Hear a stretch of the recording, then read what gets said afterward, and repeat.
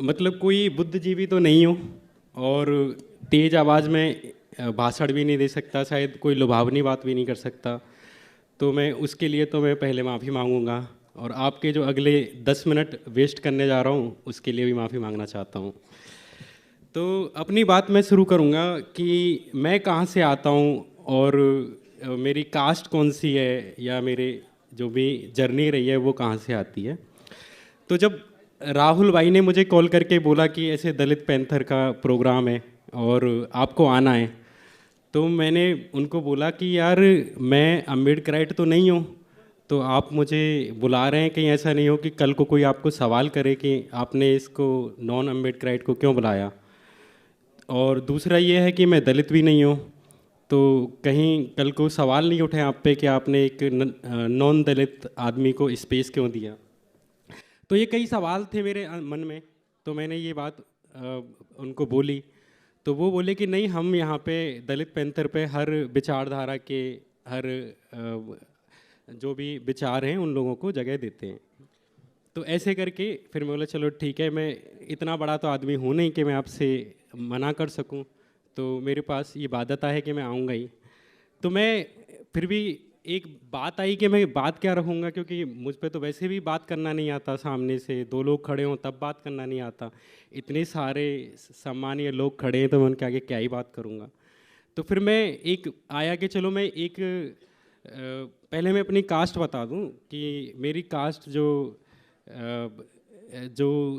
जो दलित उत्पीड़न की सबसे दोषी कास्ट हैं उनमें से एक है। मेरे पिता राजपूत हैं और माता भी वही ठाकुर हैं। तो मैं उन जगहों से आता हूँ। तो डॉक्टर अंबेडकर साहब के बारे में जो एक पूर्वाग्रह जो मन में रहते हैं, उन्हीं पूर्वाग्रहों को लेके मैं बड़ा हुआ, उसी में जन्म हुआ। कि एक मन में ये आता है कि जब आज़ादी का पूरा आंदोलन चल रहा था तो उस टाइम पर अंबेडकर अंग्रेज़ों के साथ बातचीत कर रहे थे। एक ये कि अंबेडकर ने आरक्षण दे दिया। तो ये तमाम जो धारणाएं थीं वो मेरे मन में थीं। लेकिन ऐसी कौन सी चीज़ें रहीं जिन्होंने मेरी ये इन धारणाओं को तोड़ा और मुझे आज यहाँ तक लाया कि मैं यहाँ पे आने के लिए लालायित था कि इन लोगों में मैं आऊँ। मेनली मैं एक आपको 2-3 उदाहरण दूंगा कि एक लड़की मुझे बहुत पसंद थी और मेरी 27 साल अब उम्र है और शादी का वक्त है। तो मैंने घर वालों को बताया कि ऐसे ऐसे एक लड़की पसंद है मुझे। तो बोले कि कास्ट कौन सी है। तो मैं बोला कि कास्ट के बारे में आप क्यों पूछ रहे हो, क्योंकि मुझे पता था कि जैसे ही मैं कास्ट बताऊंगा और उधर से नो आएगी।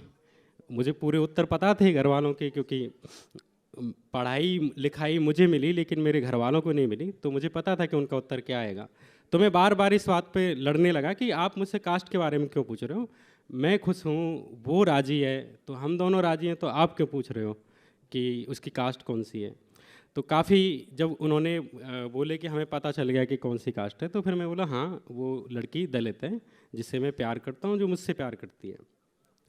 तो इससे परिस्थितियाँ ये उत्पन्न हुई कि जिस रात मैंने ये बात बताई, मेरी माँ है जो बहुत प्यार करती हैं मुझसे, अटूट प्यार करती हैं, लेकिन वो पूरी रात रोई, पूरी रात रोई। और उनको ये लगे कि यार अब ये केस बड़ा फंस गया कि हमारी कास्ट दूसरी है, लड़की की कास्ट दूसरी है, हमारे रिश्तेदार तो हमें जीने नहीं देंगे, और हमारे गांव में तो बिल्कुल कोई बोलने नहीं देगा कि अरे तुम्हारे लड़के ने वहाँ शादी करी, तुम लोग तो ये हो वो हो। तो ये बातें, अब मेरी माँ उस दिन पूरी रात रोई, मैं उनके बगल में सो के मैं भी थोड़ा बहुत रोया।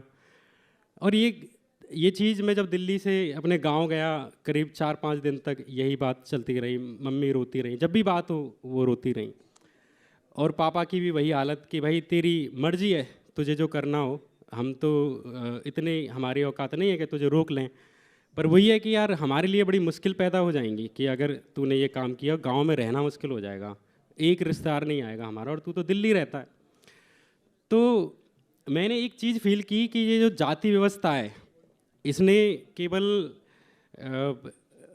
केवल दलितों पे ही शोषण नहीं किया, केवल ओबीसी पे ही शोषण नहीं किया, इसने दरअसल कहीं ना कहीं अपर कास्ट के जो लोग हैं उन्हें भी खोखला कर दिया।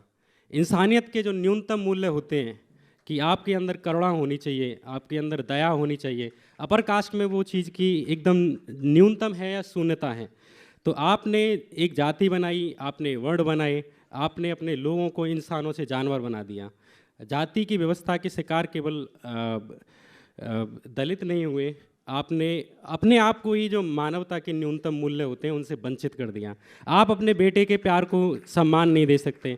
आप अपनी बेटी को, अगर वो किसी दलित को या ओबीसी को या किसी से भी प्यार करती है, तो आप उसे स्पेस नहीं दे सकते हो, आप उसको जान से मार देते हो। आप अपने ही बच्चों को जान से मार देते हो, आप अपने ही बेटे को उसके प्यार के खिलाफ हो जाते हो।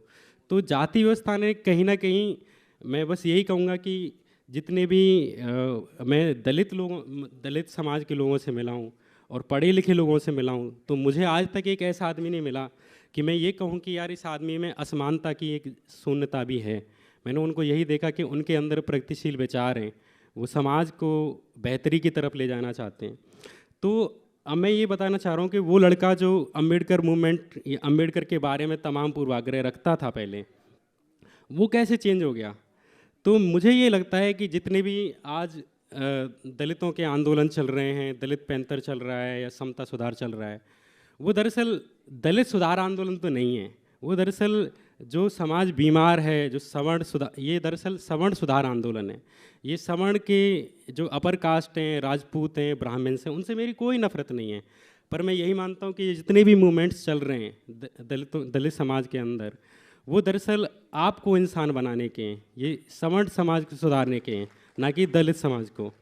दलित समाज तो शोषित वर्ग है, उसके अंदर कोई कमी नहीं थी, उसको तो आपने पीटा, उसको आपने नौकरियों पे से वंचित रखा, उनकी महिलाओं को आपने गलत नीयत से देखा। तो जितनी भी बुराइयां थी वो तो आप में थी, वो तो दलितों में नहीं थी।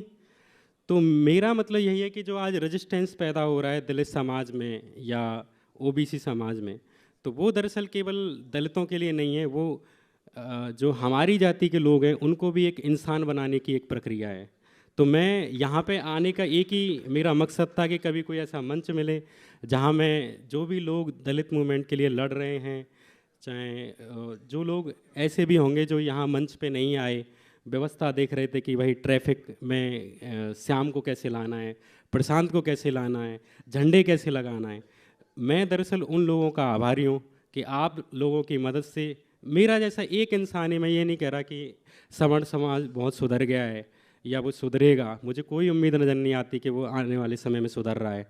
पर फिर भी मुझे लगता है कि अगर आपकी वजह से 2 लोग भी सुधरे तो मैं उन 2 लोगों में हूँ और मैं उसके लिए आभारी हूँ, मैं आभार जताने के लिए यहाँ आया। तो यही मेरे कुछ अनुभव थे, तो बस छोटी छोटी बातें कहने आया, बाकी तो मैं ज्ञान क्या ही दूंगा। और इस चीज़ में जैसे मेरी पहली नौकरी लगी थी एक पॉलिटिकल पीआर में, 2017 में मैंने पढ़ाई करी आईआईएमसी कैंपस में पत्रकारिता की, और उसके बाद पॉलिटिकल पीआर में लगी, और उसके 15 दिन बाद ही मैं एक दूसरी नौकरी में गया जूस टॉक्स में। तो वहाँ पे जिस आदमी ने मेरा चयन किया, और मैं नाम नहीं लूँगा, नाम लेके, क्योंकि आज मतलब उनका नाम लेना अपने आप में मुख्य बात नहीं है, तो उन्होंने ऐसी बात चल रही थी मेरी, तो उन्होंने कोई जोश टॉक्स में क्या होता है कि वहाँ पे ऐसे लोगों को बुलाया जाता है जो समाज को मोटिवेट कर सकें, जिन्होंने समाज में कुछ किया है, जीरो से हीरो बने, उन लोगों को वहाँ पे बुलाया जाता है। तो मेरे ये जो सिलेक्शन हुआ वहाँ पे, मेरी जो नौकरी लगी, वो ऐसे लोगों को चुनने की लगी कि मैं ऐसे नाम रिकमेंड कर सकूं कि जिन्होंने समाज में बदलाव किए हैं। तो प्रशांत कनौजिया हमारे साथी हैं यहाँ पे, तो मैंने इनकी जर्नी देखी है कि कैसे मुंबई के एक बेहद साधारण परिवार से एक लड़का आता है और इतना प्रभावी और इतना शक्तिशाली बन जाता है कि यूपी की योगी सरकारों से 2-2 बार जेल में ले जाती हैं। तो मुझे लगा कि इससे ज़्यादा इंस्पिरेशनल तो क्या ही होगा। जीरो से हीरो वाली अलग कहानियाँ, लेकिन अपना हीरो तो ये आदमी है। तो मैंने इनका नाम वहाँ पे रिकमेंड किया। तो ऐसे ही कई ऐसे जो लोग थे, उनकी जितनी भी स्टोरीज होती थी वो पैसे से रिलेटेड होती थी कि आपने 500 रुपये लगाए, आपने 5 करोड़ कमाए। तो ऐसी कहानियों को वो वीडियो में दिखाया करते थे। लेकिन मैं लाया नहीं, एक आदमी जो 500 लेके घर से चल रहा है, लेकिन वो दलित भी है, उसके साथ अलग संघर्ष है, और वो फिर आगे जा रहा है, उसका एक अलग संघर्ष है, उनकी कहानियाँ भी आनी चाहिए। तो जाति का जो सवाल था, जब मैंने पहली बार उनमें लाया, प्रशांत भाई का नाम लिखवाया या और भी लोग थे। तो वहाँ पे जिस आदमी ने मेरा सिलेक्शन किया था तो उसने अम्बेडकर के बारे में एक बड़ी ऊंची टिप्पणी करी। तो मैं ये भी नहीं मानता कि वो आदमी दोषी है। मुझे तो यही लगता है कि शायद कोई अम्बेडकराइट उसके पास नहीं पहुंचा, कोई एक अच्छा विचार लेने वाला आदमी उसके पास नहीं पहुंचा, और वो एक मूलभूत शिक्षा से वंचित है। तो मैं यही मानता हूँ। तो उसने जब ये एक ऊंची बात बोली तो मैंने वहाँ पर रेजिस्टेंस जताया। मैं दलित नहीं था, मैं कोई उस कास्ट से कभी पीड़ित भी नहीं रहा, लेकिन मैं यही कह रहा हूँ कि वो लोग जो दलित पैंथर के लिए कभी 70 के दशक में 80 के दशक में जो लड़ रहे थे, उनके कुछ कुछ पौधे आज सवर्ण समाज में और भी कास्ट में थोड़े थोड़े, चाहे वो कम संख्या में, लेकिन उपज रहे हैं। तो ये जो पूरी जर्नी है मेरी या किसी की भी, बहुत सारे लोग हैं, तो उसके पीछे कहीं ना कहीं ये जो दलित पैंथर की शुरुआत वाले लोग थे, चाहे बाबा साहब अम्बेडकर थे, उन लोगों का ये है। तो मैं बस यही कह रहा हूँ कि आप हमें इंसान बना रहे हो, और आपने ये जो चीज़ मैंने आपको रिलेशनशिप वाली और शादी वाली बताई, तो मैं ये कह रहा हूँ कि मेरी जो मेरे पिता से लड़ाई है या मेरे माता से लड़ाई है वो शादी करने की, वो देखते हैं कहाँ तक जाती है। लेकिन चूंकि मैंने बाबा साहब अम्बेडकर के विचार पढ़े हैं, मैंने वाकई में किताबें पढ़ी हैं, मैं केवल ऐसे ही नहीं बोल रहा कि जस्ट कहते हैं ना कि पढ़ लिया और हकीकत में पढ़ते नहीं हैं, पर मैंने उनका वांग में पढ़ा है, उनकी किताबें पढ़ी हैं, एनालिसिस ऑफ कास्ट पढ़ा है, थॉट्स ऑन पाकिस्तान पढ़ी हैं, अम्बेडकर मार्क्स पढ़े हैं, उनके सारे पढ़ा है एक। तो उसने मुझ पर ऐसा प्रभाव छोड़ा कि मैं ये नहीं कहता कि मेरी शादी उस दलित लड़की से हो पाएगी या नहीं हो पाएगी, मुझे नहीं पता, पर मुझे ये पता है कि अगर मेरी बेटी अगर ये कहेगी कि पापा मुझे फलाने से शादी करनी है, तो मैं जैसा मेरा बाप है मैं वैसा बाप नहीं होऊंगा। मेरी बेटी ये पूछेगी ही नहीं मुझसे कि उसको किससे शादी करनी है, वो करेगी, वो सीधे नाम बताएगी कि भाई इससे शादी कराऊं। तो मैं ये पूछूंगा कि हनीमून पैकेज कहाँ के लिए भेजूं।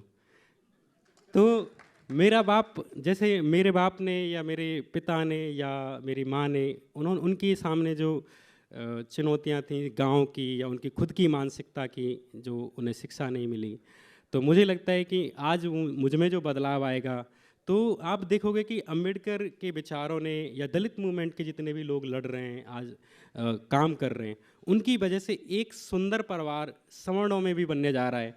कि जो एक बाप अपने बेटी को नहीं रोकेगा, एक बाप अपने बेटे को नहीं रोकेगा, जो आज रोक रहे हैं, जिन्होंने मुझे रोका। तो मैं बस यही कह रहा हूँ कि आप दरअसल आपकी वजह से ऐसे बहुत सारे परिवार हैं जिनको दलितों में आवाज़ मिली, लेकिन आपकी वजह से ऐसे कई सवर्ण परिवार भी हैं, या कई बहुत सारे लड़के हैं जो जूझ रहे हैं और जो धीरे धीरे बदलाव ला रहे हैं, और इसी बदलाव की पूरी लड़ाई है, इसी के लिए मैं आया। Thank you.